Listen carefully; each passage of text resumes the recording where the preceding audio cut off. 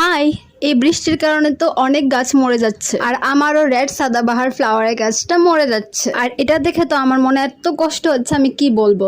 তাই আমি ভাবলাম এটাকে রিপোর্টিং করে দেই। আমার ভাগ্য ভালো থাকলে গাছটা বেঁচেও যেতে পারে। গাছটাতে অনেকগুলো ফুল ফুটেছে আর এখন এটা নষ্ট হয়ে যাচ্ছে দেখে আমার সত্যিই খুব কষ্ট হচ্ছে এখন। গাছটা রিপোর্টিংয়ের সময় আমি দেখলাম যে মাটির মধ্যে ছোট্ট একটা জির, আমাদের এখানে জির বলে, তোমাদের এখানে কি বলে কমেন্ট করে জানাবে। আর এগুলো থাকলে বলে গাছের মাটির জন্য খুব ভালো।